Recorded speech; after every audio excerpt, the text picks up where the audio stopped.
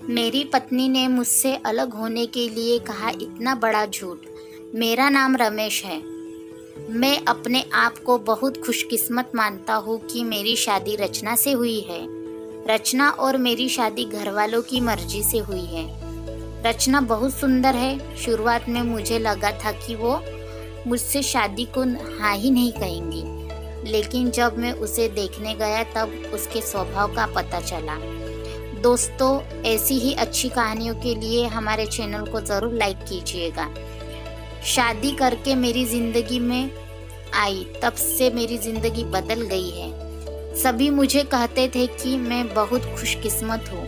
अभी मेरी शादी को करीब 3 महीने ही हुए हैं। मेरा सपना था कि मैं बड़े शहर में एक बड़ा शोरूम बनवाऊँ कपड़े का। मैंने रचना को इसके बारे में बताया। रचना को पता है कि यह मेरे लिए कितना बड़ा सपना है। मैं दिन रात इसी में लगा रहता हूँ।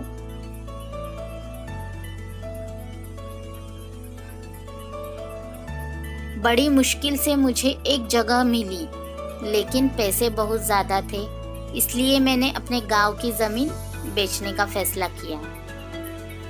ज़मीन में मेरे पिता के दूसरे भाइयों का भी हिस्सा था। इसी काम के लिए मुझे कुछ दिनों तक गांव में जाना पड़ रहा था।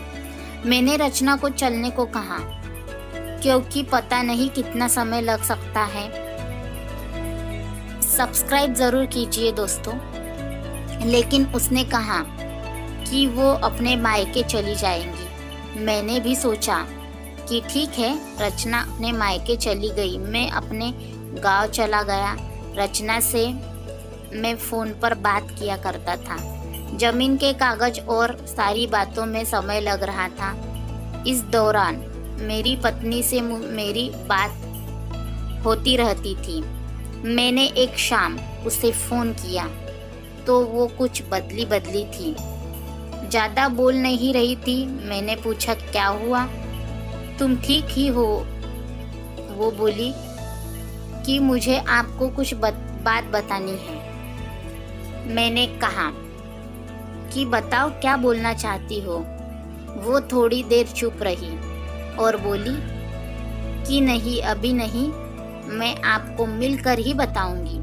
मैंने भी कहा कि ठीक है, लेकिन मुझे नहीं पता था कि मेरी ज़िंदगी में इतनी बड़ी बात होने वाली है। फ़ोन किया तो उसने फ़ोन नहीं उठाया। मैंने भी सोचा कि कुछ काम होगा, इसलिए मैंने उस बात पर ध्यान नहीं